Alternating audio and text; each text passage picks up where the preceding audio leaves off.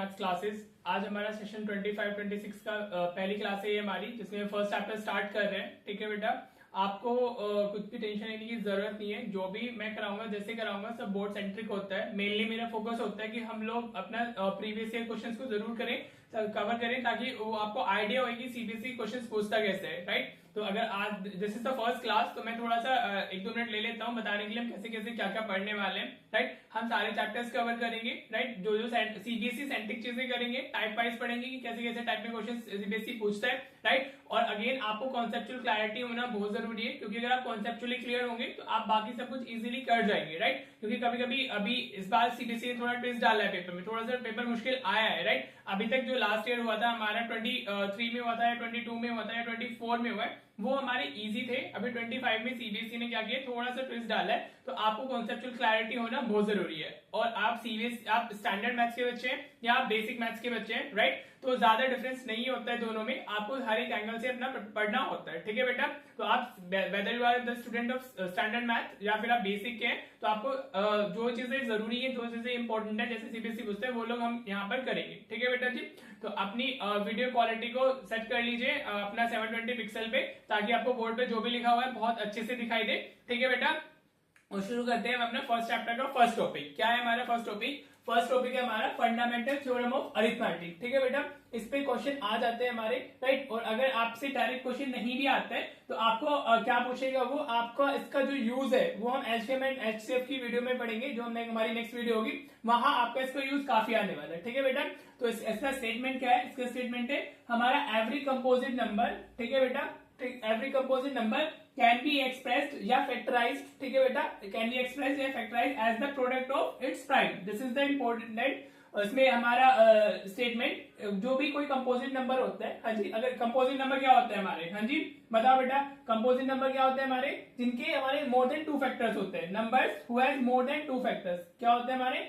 मोर than 2 factors होते हैं, मोर than 2 factors. ठीक है, तो पहला कंपोजिट नंबर क्या होता है हमारा? 4 होता है, क्योंकि 4 के फैक्टर्स क्या क्या होते हैं? 1 होता है, 2 होता है, 4 फैक्टर्स वो नंबर्स होते हैं जिनसे वो नंबर डिवाइड हो सके। ठीक है बेटा जी, फिर हमारा 5 तो होता नहीं, फिर हमारा 6 आता है, बिकॉज 6 हमारा 1 से डिविजिबल है, 2 से डिविजिबल है, 3 से डिविजिबल है, एंड देन हमारा वो 6 से डिविजिबल है। ठीक है बेटा जी, तो कंपोजिट नंबर्स हमारे क्या होते हैं? Numbers which have more than 2 factors. ठीक है बेटा, can be expressed as the product of its prime. अब प्राइम नंबर्स कौन से नंबर्स होते हैं? जिनके हमारे क्या होते हैं? सिर्फ 2 फैक्टर्स होते हैं, have only 2 factors, have only 2 factors. ठीक है बेटा, 2 फैक्टर्स में भी एक तो 1 होता है, 1 and the number itself, 1 and the number itself, वो या तो खुद से डिवाइड होंगे या 1 से डिवाइड होंगे। ठीक है बेटा जी, तो इनके 2 फैक्टर्स होते हैं प्राइम नंबर्स के। प्राइम नंबर्स स्टार्ट कहां से होते हैं? 2 से होते हैं। 2 किससे डिवाइड होगा? या तो 1 से होगा या 2 से होगा। हाँ जी, 3 कहां से होगा? या तो 1 से होगा या फिर 3 से होगा। राइट बेटा, अब 5 या तो 1 से होगा या 5 से होगा। हाँ जी, तो 2, 3, 5, 7, हाँ जी 11, 13, ये सब क्या हमारे प्राइम नंबर्स है। राइट बेटा जी, क्लियर? इतना समझ में आ गया कंपोजिट नंबर क्या होते हैं और हमारे प्राइम नंबर्स क्या होते हैं। ठीक है बेटा, तो हमारी जो फंडामेंटल थ्योरम ऑफ अरिथमेटिक है वो ये बताती है कि जो भी कंपोजिट नंबर्स होते हैं हमारे, हम उसको प्रोडक्ट ऑफ प्राइम में लिख सकते हैं, and this factorization is unique. और जो वो आप जैसे लिखते हो, ठीक है बेटा, अभी स्टेटमेंट में भी क्लियर नहीं हो रहा होगा। ठीक है, अभी आप क्वेश्चन करोगे तो आपको क्लियर हो जाएगा कि बेसिकली हमारा है क्या, इसका स्टेटमेंट का मीनिंग क्या है। राइट बेटा जी, क्लियर? मैथ्स क्वेश्चन से ही आता है, मैथ्स कभी भी थ्योरी से आता ही नहीं है। हाँ जी, ठीक है, होप इतना क्लियर हो गया कि कंपोजिट नंबर कौन से होते हैं और हमारे प्राइम नंबर्स क्या होते हैं। ठीक है बेटा जी, जो 2 होता है, this is the only even prime. ये क्या होता है हमारा? ओनली इवन प्राइम होता है। राइट, बाकी सब क्या होंगे हमारे? ऑड प्राइम्स होंगे। हाँ जी, ऑड नंबर्स होंगे। ये 2 हमारा ओनली इवन प्राइम होता है, और द स्मॉलेस्ट प्राइम नंबर भी होता है। राइट बेटा, कोई बच्चा होता है ना जिसको कंपोजिट और प्राइम नंबर ही नहीं पता होते हैं, 10th क्लास में आ जाते हैं, लेकिन जो हमारी प्रीवियस क्लासेस है उनको भूल जाते हैं। राइट, तो उनके लिए था हमारा। ठीक है, चलिए आप देखो इससे क्वेश्चन कैसे आता है। इससे एमसीक्यू में क्वेश्चन आ जाता है, या इसका जो कॉन्सेप्ट है वो एचसीएम एंड एचसीएम में कैसे यूज करेंगे वो देखिए। राइट, आपको क्वेश्चन मिलेगा एक्सप्रेस, हाँ जी एक्सप्रेस, कोई भी नंबर दे देगा वो आपको, सपोज 140 ले लेता हूं मैं, express 140 as product of its prime. अगर आप एनसीईआरटी की फर्स्ट एक्सरसाइज देखोगे तो उसमें इस टाइप का क्वेश्चन दिया हुआ है। फर्स्ट क्वेश्चन ऐसा ही है जिसमें हमें नंबर्स को प्रोडक्ट ऑफ इट्स प्राइम में उसको रिप्रेजेंट करना है, as product of its prime. ठीक है बेटा जी, क्लियर? कुछ नहीं है, सब प्रीवियस क्लास का यहाँ तक। अब इसका हमें क्या करना है? प्राइम फैक्टराइजेशन करना है। राइट, तो प्राइम फैक्टराइजेशन भी आप कैसे करोगे? सबसे पहले किससे डिविजिबल है? Right, this is divisible by 2। हाँ जी 2 से इसको डिवाइड कर देते हो कितना आ गया 70 आ गया। हाँ जी अभी ये वापस हमारे 2 से डिविजिबल है, अगर आप इसको 2 से डिवाइड करोगे तो कितना मिलेगा आपको 35 मिल जाएगा। हाँ जी बेटा क्लियर। अब ये क्या है हमारा 5 से डिविजिबल है तो 5 7 इज 35 राइट। अभी हमारा क्या 7 से डिविजिबल है तो 7 1 इज 7 राइट। ठीक है बेटा, तो आपने क्या कर लिया इसका प्राइम फैक्टराइजेशन कर लिया। इसको प्राइम फैक्टराइजेशन बोलते क्यों है, क्योंकि इसमें इधर जो नंबर्स आते हैं हमारे वो सारे के सारे प्राइम होते हैं। आपको 2 से डिवाइड करना है, फिर 3 से चेक करना है, फिर 5 से करना है, देन 7, फिर उसके बाद आप जाओगे 11 के लिए, फिर 13 के लिए जाओगे, फिर 17 के लिए जाओगे, फिर 19 के लिए जाओगे एंड देन 23। इस तरीके से आप इसको डिवाइड करना चालू करते हो राइट। तो जो हमारा 140 था विच इज हमारा वोट 140 हमारा क्या है कंपोजिट नंबर। अब हम उसको 140 को कैसे लिख सकते हैं, we can write this as 140 को 2 हमारा कितने टाइम्स आ रहा है 2 हमारे 2 टाइम्स आ रहा है तो हम लिख सकते हैं 2 रेज़ टू द पावर 2 हाँ जी इनटू फिर हमारा क्या है 5 और फिर क्या है हमारा 7। ठीक है बेटा, so this is the answer for this question right बेटा जी। होप क्लियर हो गया होगा। ये हमारी फंडामेंटल थ्योरम ऑफ अरिथमेटिक। आप क्या कर रहे हो किसी भी एक नंबर को उसके प्रोडक्ट ऑफ प्राइम में लिख ले रहे हो राइट। तो 140 का आपको क्या करना है सिर्फ प्राइम फैक्टराइजेशन करना है नंबर का, और उसको वो कोई एक प्राइम अगर एक से ज्यादा बार आया हुआ है तो वो उसकी पावर पे जाएगा, और अगर एक ही बार आया हुआ है तो आप इसको इस तरीके से लिखते हो। ठीक है बेटा जी, it is very very very important. आपको क्लैरिटी होनी चाहिए, आपको प्राइम फैक्टराइजेशन आना चाहिए। जिस बच्चे को नहीं आते हैं होप उसको क्लियर हो गया होगा। आपको सबसे पहले 2 से डिवाइड करना है, देन 3, देन 5, देन 7, इस तरीके से लोग जाते हैं। ठीक है बेटा, आपको कोई भी नंबर को दे देगा राइट।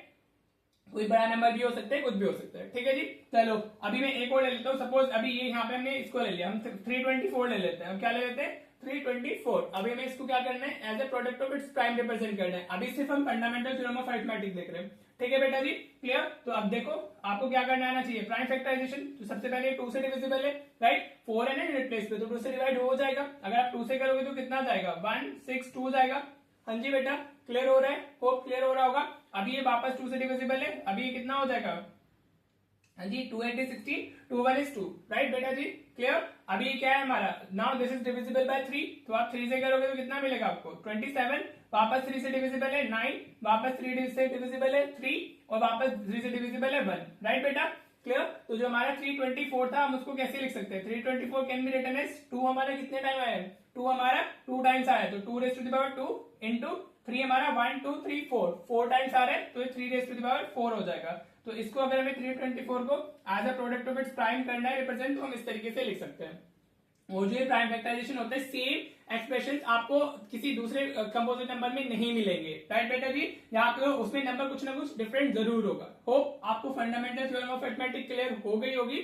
इससे इतना ही है। अब वो इसी क्वेश्चन में ऐसे पूछ सकता है what is the exponent of 2 in the prime factorization of 140। हाँ जी, तो प्राइम फैक्टराइजेशन ऑफ 140 क्या है दिस, और इसका एक्सपोनेंट मतलब पावर, तो आपका आंसर 2 हो जाएगा। इस टाइप का एमसीक्यू में आ जाता है। ठीक है बेटा, वो क्लियर हो गया होगा। चलिए यहाँ से फंडामेंटल थ्योरम ऑफ अरिथमेटिक पे बेस एक टाइप ऑफ क्वेश्चन 2 मार्क्स में आ जाता है, वो भी देख लेते हैं और फिर हम इस वीडियो को एंड करेंगे। इसमें सिर्फ इतना ही है, फिर हम कल जो वीडियो करेंगे experimentation that is more important, उसको आप अच्छे से देखिएगा। ठीक है बेटा, चलिए नेक्स्ट क्वेश्चन देखते हैं।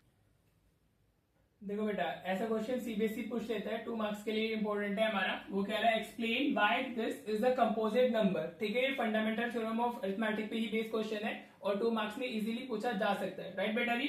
तो देखो अगर हम इसमें देखें एक्सप्लेन व्हाई दिस इज, कैसे इसका आंसर हमें कैसे लिखना है राइट। अभी हमें जो एक्सप्रेशन दिया हुआ है वो क्या है हमारा 3 इंटू 5 इंटू 7 प्लस 7। हाँ जी क्लियर। अगर आप देखो इसमें से और इसमें यहाँ से 2 टर्म हमारे पास में है, अगर हम 7 कॉमन ले लें तो अगर हमारा कितना मिलेगा हमें, ये 3 इंटू 5 रह जाएगा, और अगर पूरी टर्म कॉमन आ जाती है तो वहां पर 1 बच जाता है हमारा। ठीक है बेटा जी क्लियर। अब ये 7 और ये 3 इंटू 5 15 हो गया प्लस 1 राइट बेटा जी। तो ये कितना हुआ 7 इंटू हमारा 15 प्लस 1 16 आ गया राइट। 16 को हम कैसे लिख सकते हैं 2 रेज़ टू द पावर 4 लिख सकते हैं। ये हो गया 16 को हम क्या डाल सकते हैं 2 रेज़ टू द पावर 4। अगर आप 16 का प्राइम फैक्टराइजेशन करोगे तो आपको 2 रेज़ टू द पावर 4 मिलेगा। ठीक है बेटा जी। नाउ यू कैन सी जो ये नंबर था, जो गिवन नंबर था हमारा, वो as a product of its prime लिखा हुआ है। ठीक है, तो अभी हमने क्या पढ़ा था फंडामेंटल थ्योरम ऑफ अरिथमेटिक में कि जो भी कंपोजिट नंबर्स होते हैं वो प्रोडक्ट ऑफ प्राइम के जैसे लिखे जा सकते हैं राइट। तो आप सिर्फ इतना लिखोगे कि एज द गिवन नंबर, आपको थ्योरेटिकली लिख देना as the given number is written as, देखो 2 मार्क में कुछ तो लिखना ही होगा ना, is written as the product of its prime, as the product of its prime. ठीक है, so by fundamental theorem of arithmetic, so by fundamental, आपको ये लिखना है स्टेटमेंट ही डालना है, by fundamental theorem of arithmetic, theorem of arithmetic, it is a composite number. Arithmetic, it will be a composite number. It will be a composite number. ठीक है बेटा जी, क्लियर। सीबीएसई ने पूछा था ऐसा क्वेश्चन, हमारा 24 के पेपर में पूछा गया था ऐसा क्वेश्चन, ठीक है। उसने पूछा था explain why this is not a prime. Not a prime मतलब कंपोजिट नंबर ही हुआ, तो ठीक है, वो explain why this is a composite number बोल सकते हैं, या explain why this is not a हमारा कंपोजिट नंबर, ये भी पूछा जा सकता है। ठीक है बेटा, होप ये क्लियर हो गया होगा आपको। आपको क्या करना है, जो भी नंबर कॉमन है पहले वो कॉमन ले लेंगे, फिर अंदर जो बचेगा उसको एक हमारा वो उसको प्राइम फैक्टराइजेशन की फॉर्म से एक प्रोडक्ट ऑफ प्राइम में डाल देना है, तो जो गिवन नंबर होगा हमारा वो क्या होगा, एक कंपोजिट नंबर हो जाएगा। ठीक है बेटा, इस तरह के क्वेश्चन भी हमारा फंडामेंटल थ्योरम ऑफ अरिथमेटिक से आ जाते हैं, राइट। चलो एक क्वेश्चन में और करा देता हूँ, वैसे कभी कभी सीबीएसई इस बार पूछा जा सकता है। ठीक है बेटा, चलो वो क्वेश्चन और देख लेते हैं, राइट।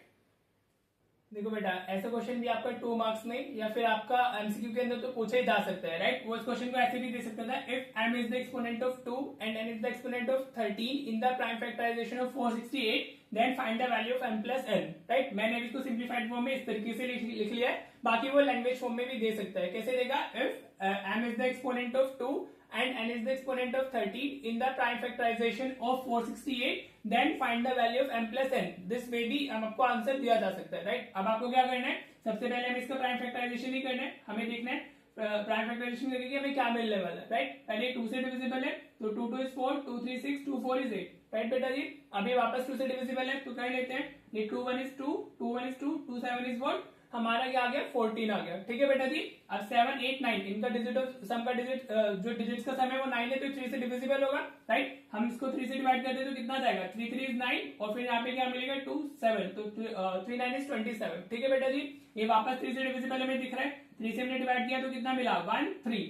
ठीक है, अब 13 तो एक प्राइम नंबर ही होता है तो इसे डायरेक्टली 13 से डिवाइड होगा। ठीक है बेटा जी, राइट। अब आप 468 को कैसे लिख सकते हो, 468 हम लिख सकते हैं 2 कितने टाइम्स आया हमारा, 2 टाइम्स आया, तो 2 रेज़ टू द पावर 2 लिख सकते हैं, इनटू हमारा 3 2 टाइम्स आया हुआ है तो 3 रेज़ पावर 2 इनटू हमारा 13 1 टाइम आया हुआ है। ठीक है बेटा जी, तो 1 टाइम आया हुआ तो 13 रेज़ पावर 1 वो हम शो नहीं करते इसको, लेकिन यहाँ पे पावर 1 होती है, राइट। और हमें क्वेश्चन में क्या दिया होता है, 468 कैसे लिखा हुआ है, 2 raise to the power m into 3 raise to the power 2 into 13 raise to the power n, right. और ये हमारा किसके इक्वल है, 2 raise to the power 2 into 3 raise to the power 2 into 13 raise to the power 1।